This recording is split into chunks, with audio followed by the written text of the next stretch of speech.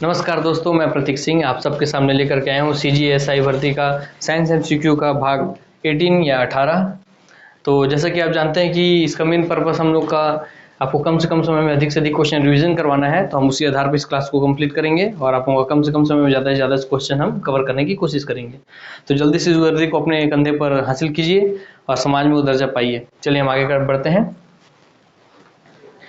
Super computer magic cube जिसका हाल ही में उद्घाटन हुआ है, निम्नलिखित में से किस देश ने बनाया है? तो इसका आंसर है चाइना ने। तो जाहिर सी बात है, क्वेश्चन आंसर बेस पे है, इसमें कोई 3-5 का कोई जरूरत नहीं है, तो कोई एक्सप्लेनेशन नहीं, सीधा सुपर कंप्यूटर जो है मैजिक क्यूब कहाँ का है? चाइना का है। चलिए आगे बढ़ते हैं। और इसी के साथ बता दूं कि दुनिया का जो सबसे फास्ट कंप्यूटर है वर्तमान तौर पे आज करंट सिनेरियो पे, वो है जापान का फुगाकू। मैंने पिछले सीरीज में ही बताया था, फिर से आपको रिवीजन करवा रहा हूँ। जापान का फुगाकू अभी इस वर्तमान दौर में दुनिया का सबसे फास्टेस्ट कंप्यूटर है, जो कि पेटाफ्लॉप्स में गणना करता है। Y2K समस्या का संबंध है। Y2K समस्या का संबंध, चलिए इसका आंसर तो मैं बता दूंगा और इसके बच्चे पढ़ लेते हैं, रेड भी लेते हैं, मगर इसका मतलब नहीं समझ पाते हैं Y2K है क्या। चलिए तो मैं समझाता हूँ। पहले ईस्वी सन के अंतिम दोनों शब्दों के शून्य हो जाने की दशा में उनका प्रतिस्थापी ढूंढना। यह तो आपने पढ़ लिया, मगर मैं इसको समझाने की कोशिश करता हूँ। इसका आंसर है ऑप्शन सी, ईस्वी सन के अंतिम दोनों शब्दों के शून्य हो जाने की दशा में उनका प्रतिस्थापी ढूंढना। चलिए मैं एक्सप्लेन करूँ आप लोगों को, यह है क्या, क्योंकि समझ विकसित होना बहुत जरूरी है। देखिए ये है Y2K। Y मतलब है ईयर, 2 मतलब है 2 और K मतलब होता है 1000। तो ईयर 2000। जैसे कि आप सब जानते हैं कि कंप्यूटर जो है वो 0-1 की बिट पे काम करता है, 0 और 1 की, क्योंकि वो बुलियन अलजेब्रा पे काम करता है, तो 0-1 पे काम करता है। तो मगर जैसे ही, और आपको पता है कि 0 1 2 3 ABCD सबके बाइनरी कोड अपने पास हासिल है, वो अपने को पता है, चार्ट होता है उसमें। मगर जैसे ही ईयर 1999 तक तो 9 के हैं, तो मान लीजिए ईयर 1999 आया, तो आपको 1 का तो पता ही है, कोड 1 हो जाएगा। 9 का कोड पता है, बाइनरी 9 का भी 9 का भी। तो आपको 1999 तक कंप्यूटर जो काम करता है, आपको पता है कि कंप्यूटर जो है वो बाइनरी बुलियन अलजेब्रा पे काम करता है, 0-1 के कोड पे। तो यहाँ तक तो कोई दिक्कत नहीं थी, क्योंकि इन सब की बाइनरी डिजिट उपलब्ध है। मगर जैसे ही, और कंप्यूटर क्योंकि बाइनरी डिजिट में 2 डिजिट, तो ईयर 2000 आया तो लास्ट 2 डिजिट दोनों 0 हो गए। और 0 का मतलब होता है ऑफ और 1 का मतलब है ऑन। तो दुनिया को ये डर सताया, जितने भी लोग कंप्यूटर में काम कर रहे थे, कि जैसे ही ईयर 2000 दोनों 0 होंगे तो दुनिया के सारे कंप्यूटर काम करना बंद कर देंगे, क्योंकि उनके पास स्विच ऑफ हो गया। 1 होने के लिए, ऑन होने के लिए उनका बाइनरी डिजिट 1 है ही नहीं। तो इसी समस्या से निजात पाने के लिए भारत ने बहुत बड़ा योगदान दिया, और इस समस्या से निकालने के लिए भारत ने ही इस 2000 में जो 1000 वाला हिस्सा है, इसको K से प्रतिस्थापित कर दिया। और क्या, क्योंकि अल्फाबेट है, ABCD का क्रम में आता है, तो उसका तो बाइनरी कोड हमारे पास उपलब्ध है। तो यही समस्या है कि दुनिया के सारे कंप्यूटर को बंद होने से भारत ने बचा दिया, इसमें भारत का बहुत बड़ा योगदान है। तो ये पूरी कहानी आपको मैंने समझा दिया है, और K का मतलब समझ चुके हैं क्या है, ठीक है। क्योंकि बाइनरी डिजिट से 2 डिजिट पे काम करता है, दोनों 0 हो गए थे तो कंप्यूटर पूरे बंद हो जाते हैं दुनिया के, क्योंकि ऑफ होता है और 1 माने ऑन होता है, ठीक है। चलिए आगे बढ़ते हैं। कौन मस्तिष्क की कार्यप्रणाली की नकल करने वाला सबसे छोटा और सबसे तीव्र गति वाला कंप्यूटर होगा? तो इसका आंसर है कंप्यूटर, क्वांटम कंप्यूटर इसका आंसर होगा। चलिए देखते हैं। अब मैं बताता हूँ क्वांटम कंप्यूटर। ऑक्सफोर्ड यूनिवर्सिटी के जो वैज्ञानिक थे, उन लोगों ने क्वांटम चिप पे, जो क्वांटम जो सिलिकॉन चिप हम पढ़ते हैं, क्वांटम चिप पे 10 अरब इंटेगलमेंट उन्होंने बना दिया। तो इंटेगलमेंट वो होता है जिससे क्वांटम कंप्यूटर का रचना किया जाता है, वो उपकरण होता है। तो उन्होंने एक क्वांटम चिप पे 10 अरब, समझिए 10 अरब जो इंटेगलमेंट है, उन्होंने उस पर बनाना हासिल कर लिया। तो यही क्वांटम कंप्यूटर, और इसका खासियत क्या होता है क्वांटम कंप्यूटर का, कि इसका खासियत ये है कि क्वांटम कंप्यूटर एक ही क्वेश्चन के जितने भी, एक ही टाइम पे एक ही क्वेश्चन के जितने भी संभावित आंसर हो सकते हैं, सारे आंसरों को आपके सामने ला के रख सकता है। मतलब समझिए कि एक तरीके से ये चलता फिरता मानव है। जैसे हम किसी भी चीज को घुमा फिरा बात कर सकते हैं, सीधा पॉइंट टू पॉइंट नहीं, क्योंकि रोबोट जो होते हैं पॉइंट टू पॉइंट बात करते हैं, और क्वांटम कंप्यूटर लगभग समझिए कि अर्थ मानव के जैसा आपको बिहेव करेगा, ठीक है। तो चलिए आगे बढ़ते हैं। ऑक्सफोर्ड यूनिवर्सिटी ने क्वांटम चिप का निर्माण में इंटेगलमेंट जैसे शब्द आप याद रखिएगा। इंटेगलमेंट क्या है? जिससे क्वांटम कंप्यूटर का निर्माण करते हैं, तो ये सब आप याद रखिएगा। तो क्वांटम कंप्यूटर इसका आंसर है। और मस्तिष्क की कार्यप्रणाली की नकल करने वाला सबसे छोटा और सबसे तीव्र गति वाला कंप्यूटर है क्वांटम कंप्यूटर। चलिए WLL का अर्थ है, तो इसका मैं आपको ऑप्शन से पहले बता दूं, वायरलेस इन लोकल लूप, ठीक है। तो इसका आंसर है wireless in local loop. Wireless in local loop जो अपना आंसर हो जाता है यहाँ पर, तो ये लोकल एरिया नेटवर्क जो हम स्थापित करते हैं उसके लिए काम पे हम लेके आते हैं, ठीक है। तो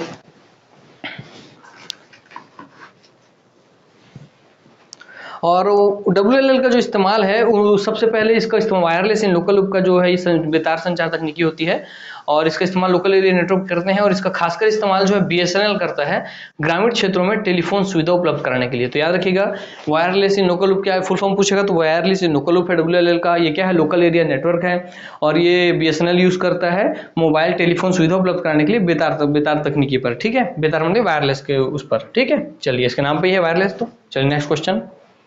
Indian Institute of Remote sensing स्थित है। जहां भी मैं आपको इसमें याद करने का तरीका बताता हूं, ये तो देहरादून उत्तराखंड में हो जाएगा, मगर इसके साथ दो चीज होते हैं, रिमोट सेंसिंग से दो क्वेश्चन बनते हैं, तो आपको दोनों बता देता हूं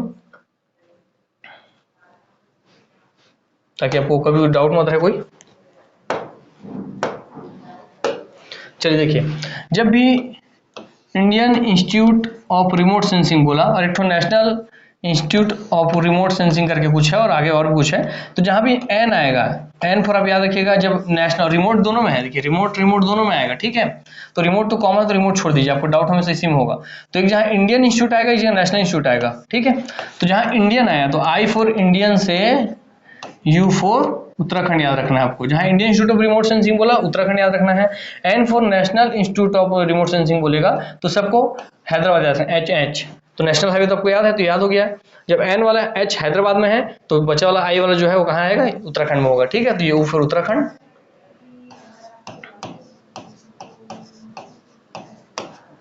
और ये एच फॉर आपका हैदराबाद।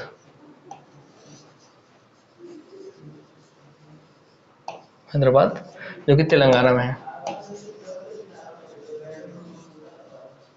ठीक है। तो दोनों क्वेश्चन बन गया। Indian Institute of Remote Sensing बोलेगा तो उत्तराखंड मारना है, national Institute of Remote Sensing बोला तो हैदराबाद मारना है। याद कर टेक्निक बता दी, नेशनल हाईवे से याद रख लेना है उसको, और यह IU से याद रखना है, ठीक है। चलिए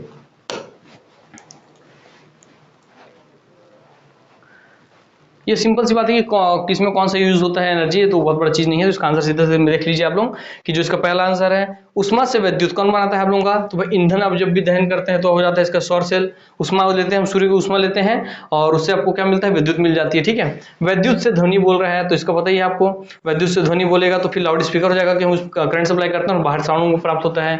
द्रव्यमान से उष्मा बोल रहा है, द्रव्यमान से उष्मा बोलेगा तो आपको पता है कि नाभिकीय रिएक्टर उसमें द्रव्यमान, तो यूरेनियम को हम द्रव्यमान लेते हैं और उससे हम हीट पैदा करते हैं, उस हीट से हम पानी को गर्म करते हैं, पानी भाप बनता है, उस भाप को हम सुपर लेटेंट ड्राई स्टीम में कन्वर्ट करते हैं, ड्राई स्टीम बन के उसको हम टरबाइन तक भेजते हैं, टरबाइन उसके प्रेशर से घूमता है, टरबाइन के घूमने से बिजली पैदा होती है, जो कि बड़े बड़े जो आप देखते हैं टावर होते हैं उनसे ट्रांसमिशन हो जाता है, ठीक है। चलिए, और लास्ट बच गया रासायनिक से ऊष्मा का एवं प्रकाश, तो आपका ईंधन दहन हो जाएगा, ठीक है। क्योंकि आप जैसे ही पेट्रोल आप जलाते हैं तो सबको रोशनी प्राप्त होती है और आपको ऊष्मा प्राप्त होती है, तो उसी की बात कर रहे हैं मान लीजिए गाड़ी में, ठीक है। चलिए, साइकिल और कारों में बॉल बेयरिंग का प्रयोग होता है क्योंकि वो कांटेक्ट एरिया जो होते हैं, जो दो सतह जो आपस में कांटेक्ट करेंगे उसको कम कर देता है। तो मैं इसको प्रैक्टिकली समझाता हूँ। पहिया और धुरी के बीच संस्पर्श का प्रभावित क्षेत्र घट जाता है, क्षेत्र हमेशा घट जाता है, इसका मतलब समझा रहा हूँ। आप जानते हैं कि दुनिया में जो भी चीज आपस में एक दूसरे से रगड़ाहट पैदा हो रहा है उनके बीच घर्षण है। जब हम भी जमीन पे तब चल पाते हैं क्योंकि हमारे बीच घर्षण है, इसलिए हमको रेत में चलने में दिक्कत महसूस होता है, आइस पे चलने में दिक्कत महसूस होता है, क्योंकि हम घर्षण कम हो जाता है ना। तो मान लीजिए कि ये यहाँ क्या लिखा है आपका, पहिया और धुरी, तो आपका ये चक्का है ना। चलिए मैं आपको स्ट्रक्चर बना के समझाता हूँ तो आपको ज्यादा समझ में आएगा।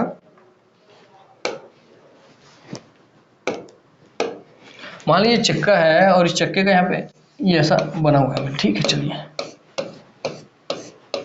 और ये अंदर में इसके ये आपकी धुरी है, ठीक है। अगर ये पूरा यूज से टच होता है, इसके ऊपर रख करके चक्का घूमता, तो सोचिए कि ये पूरा जो एरिया आपको दिख रहा है ये पूरे में इसका कांटेक्ट होता, तो जितना ज्यादा सरफेस मिलेगा उतना ज्यादा वहां घर्षण होगा, जितना ज्यादा घर्षण होगा उतना ही चक्के का और इसका धुरी का जो लाइफ है वो कम हो जाएगा, क्योंकि घर्षण से चीजें आपस में घिसाती है, घिसा चीजें चीजों का लाइफ जो है कम हो जाता है। इसीलिए साइंटिस्ट ने बॉल बेयरिंग का निर्माण किया और इसके बीच में गोल गोल बॉल जैसी संरचना डाल दी, ठीक है। चलिए समझाऊंगा आप लोगों को। बॉल बेयरिंग जैसी संरचना डाल दी इसके बीच में, तब क्या हुआ, अब देखिए सरफेस ऑफ कांटेक्ट कम हो गया, मतलब जो दो सरफेस आपस में कांटेक्ट हो उनका संख्या कम हो गया। यहाँ से भी इतना हिस्सा और यहाँ से भी इतना हिस्सा कांटेक्ट हो रहा है, यहाँ से भी इतना हिस्सा कांटेक्ट, यहाँ भी इतना इतना इतना इतना कांटेक्ट हो रहा है, बाकी पूरा सरफेस बच जा रहा है कांटेक्ट होने से। तो इसका लाइफ क्या हो ज़्यादा हो जाती है ना। चलिए ये समझाना था मेरे को, तो इससे लाइफ बढ़ जाती है। इनमें से कौन सा उद्योग चुंबकीय स्याही गुण पहचान MICR का प्राथमिक उपयोग करता है? तो बैंक, सीधी सी बात है, जहां भी MICR का बात करेगा, चुंबकीय स्याही गुण पहचान का बात करेगा, मैग्नेटिक इंक कैरेक्टर रिकॉग्निशन इसका फुल फॉर्म होता है, कई बार वो भी पूछ लेता है डायरेक्ट। तो MICR का फुल फॉर्म है मैग्नेटिक इंक कैरेक्टर रिकॉग्निशन। ठीक है, चलिए आगे बढ़ते हैं। तो बैंक में यूज होता है, चेक में इसका उपयोग खासकर किया जाता है, ये बता दूं मैं आप लोगों को। चेक में जो नीचे नंबर लिखे होते हैं वो MICR की स्याही से लिखे होते हैं। ठीक है, चलिए किस प्रकार के कंप्यूटरों का सर्वाधिक प्रयोग किया जाता है? तो आपको पता है कि हम दुनिया में सबसे अधिक जो कंप्यूटर प्रयोग होते हैं वो है माइक्रो कंप्यूटर, जो कि आपके लैपटॉप, फोन, टेलीफोन, आजकल मोबाइल वगैरह, टैबलेट वगैरह, लैपटॉप, पीसी, जितने सब में जो कंप्यूटर यूज होते हैं सब माइक्रो कंप्यूटर होते हैं। तो इसका आंसर माइक्रो कंप्यूटर हो जाएगा। आगे बढ़ते हैं। एक डिजिटल घड़ी में किस प्रकार का कंप्यूटर हो सकता है? तो डिजिटल जो घड़ी हमारी, ये तो मेरी एनालॉग घड़ी, जो डिजिटल घड़ी हम पहनते हैं उसमें एम्बेडेड कंप्यूटर होता है। एम्बेडेड मतलब कि जो उसके अंदर ही समाहित हो, इसलिए एम्बेडेड याद रखिएगा। ठीक है, तो एम्बेडेड कंप्यूटर इसके अंदर हो जाएगा। चलिए, निम्न लेजर किस्मों में से कौन लेजर प्रिंटर में प्रयुक्त होती है? तो आप लोगों को बहुत अच्छे से पता है कि जो प्रिंटर में प्रयोग होती है वो सेमीकंडक्टर लेजर होती है, मगर मैं बाकी जो है इसका भी यार मैं आपको बता दूं, जो एक्साइमर लेजर लिखा हुआ है, इसको हम एक्साइमर को एक्सिमेलेक्स भी बोलते हैं। तो ये जो लेजर है ये आंखों की सर्जरी के लिए उपयोग किया जाता है, तो याद रखिएगा इसका आंखों की सर्जरी के उपयोग होता है। जो डाई लेजर है ये खगोल विज्ञान और औषधि विज्ञान में इसका उपयोग होता है। चलिए लिख देता हूं ताकि आप लोगों को आसान हो जाए। ये तो सेमीकंडक्टर लेजर आंसर हो गया, मगर मैं आपको थोड़ा सा लिख दूं मैं आप लोगों को, ताकि आप लोगों के लिए और क्वेश्चन बन जाए। तो डाई लेजर है आपका खगोल विज्ञान, शॉर्ट में लिखूंगा मैं, खगोल विज्ञान में उपयोग होता है, औषधि विज्ञान में उपयोग होता है। ठीक है, और जब सेमीकंडक्टर लेजर है तो पता है प्रिंटर में उपयोग हो रहा है ना, बहुत जगह उपयोग होता है। एक्साइमर जो है आंखों की सर्जरी में, आंखों की सर्जरी में। तो देखिए मैं क्वेश्चन से कितने सारे क्वेश्चन बनाते हैं, आप सोचिए कि कम से कम टाइम आपको कितने सारे क्वेश्चन तैयार हो जा रहे हैं। और जो गैस लेजर है ये होलोग्राम के लिए उपयोग होता है। होलोग्राम मैंने बताया था कि आप डेविल मूवी देखेंगे, उसमें सलमान खान जी अपना होलोग्राम बनाते हैं और रणदीप हुड्डा जी बुर्बक बन जाते हैं कि वो रूम पे ही है मगर वो चोरी करने निकल गए रहते हैं। तो उसी होलोग्राम के लिए इसका उपयोग होता है। और साथ ही साथ बार कोड जो होता है, बार कोड रीडिंग में भी इसका उपयोग करते हैं। ठीक है, और इस एग्जामर के को हाँ हो गया। चलिए, गैस लेजर का होलोग्राम में और बार कोड रीडिंग दोनों उपयोग होता है। एग्जामर से आंखों की सर्जरी के लिए जो लेजर उपयोग होता है वो एग्जामर लेजर है। सेमीकंडक्टर लेजर प्रिंटर में यूज होता है, जो कि क्वेश्चन का आंसर है। और डाई रंग लेजर जो है वो खगोल विज्ञान और औषधि विज्ञान में उपयोग होता है। ठीक है, चलिए आगे बढ़ते हैं। डेस्कटॉप छपाई के लिए आमतौर पर किस प्रिंटर का प्रयोग किया जाता है? तो डेस्कटॉप छपाई के लिए आमतौर पर लेजर प्रिंटर का उपयोग करते हैं। दुनिया वर्तमान दौर में सबसे ज्यादा जो प्रिंटर उपयोग हो रहा है वो लेजर प्रिंटर ही है। ठीक है, और जो बड़े बड़े फ्लैगशिप निकाले जाते हैं जो एडवर्टाइजमेंट के लिए, वो प्लॉटर से निकलते हैं, ये याद रखिएगा आप। ठीक है, और जो डेजीविल प्रिंटर है, डॉट मैट्रिक्स प्रिंटर है, ये सारे के सारे इम्पैक्ट प्रिंटर है, ये याद रखिएगा। इम्पैक्ट मतलब कि चोट के साथ ये प्रिंट करते हैं। ठीक है, दो चीजों का कॉन्टैक्ट होता है, फिजिकली कॉन्टैक्ट होता है यहाँ पर, इसलिए उसका नाम।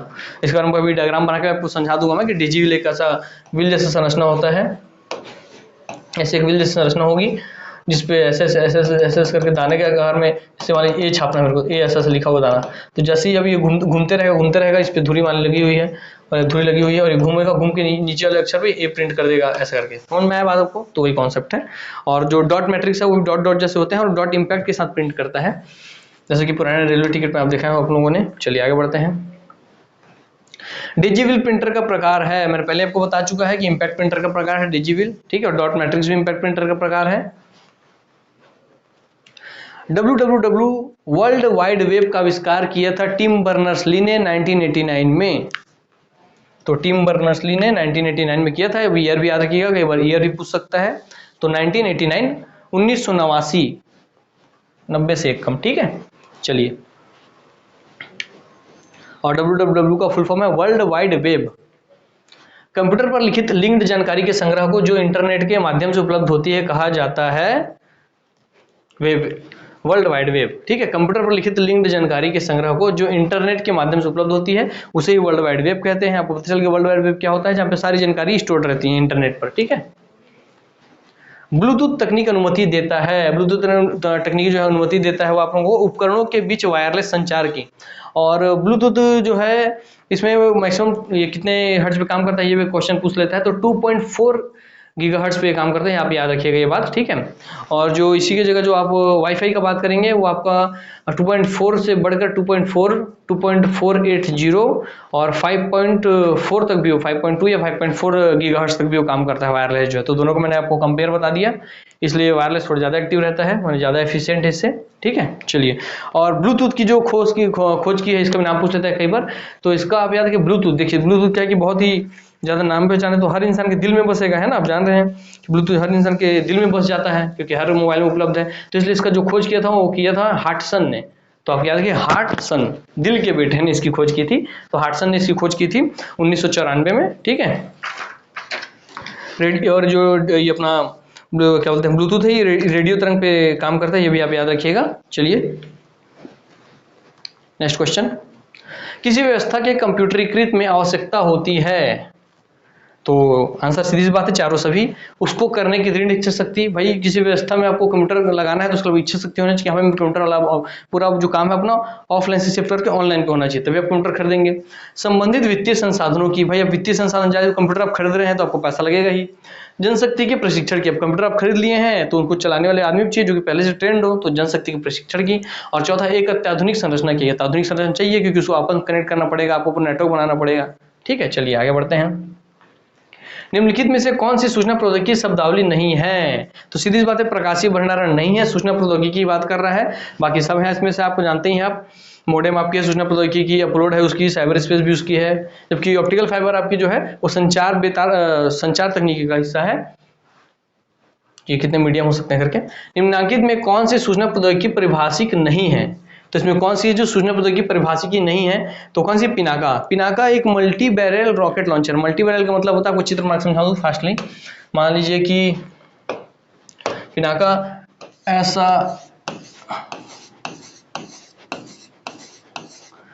एक मल्टी बैरल रॉकेट लॉन्चर है, समझिए आप,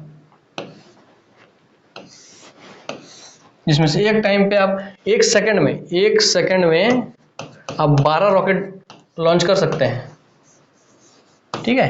तो इसी का नाम पिनाका है, एक सेकंड में 12 रॉकेट लॉन्च कर देगा ये।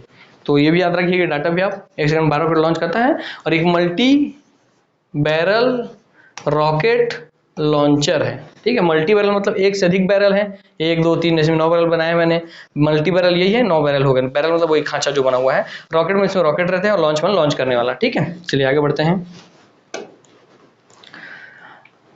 निम्नलिखित में से कौन सा सूचना प्रौद्योगिकी की शब्दावली का भाग है, तो जाहिर सी बात सूचना प्रौद्योगिकी का भाग है उपयुक्त सभी, प्रोटोकॉल, लॉगिन और आर्ची। आर्ची जो है ये सर एक तरीके का इंटरनेट पर सर्च करने के लिए फैसिलिटी, जो सर्च करने की फैसिलिटी देता है वो है एक इंटरनेट के अंतर्गत ही। बाकी आप प्रोटोकॉल तो जान रहे हैं कि इंटरनेट प्रोटोकॉल जो है जिसके आधार पे इंटरनेट के जितने भी डाटा संचारित होते हैं उनको एक नियमों का संग्रह है ये, जिसमें सबसे फेमस जो है टीसीपी और आईपी है ना। इसमें सबसे फेमस जो है आपका टीसीपी और आईपी है, टीसीपी एंड आईपी, जिसको आप ट्रांसफर कंट्रोल प्रोटोकॉल और इंटरनेट प्रोटोकॉल बोलते हैं। ये लॉगिन आप जानते हैं कि अपना पासवर्ड डालिए और लॉगिन कीजिए तो सुरक्षित आपको लॉगिन करने का, एक्सेस करने का परमिशन था। और आरची जो है ये वेब सर्च पे, इंटरनेट पर सर्च करने की एक फैसिलिटी है, ठीक है। चलिए हम आगे बढ़ते हैं इस तरीके से। तो ये यहाँ पे कंप्लीट होता है हमारा वीडियो, और तो आप जल्दी जल्दी अपनी रिवीजन को एक मूर्त रूप दीजिए और जल्दी से वर्दी अपने नाम कीजिए। तो आज हम यहीं विराम लेते हैं। नमस्कार, जय हिंद, जय भारत, जय छत्तीसगढ़।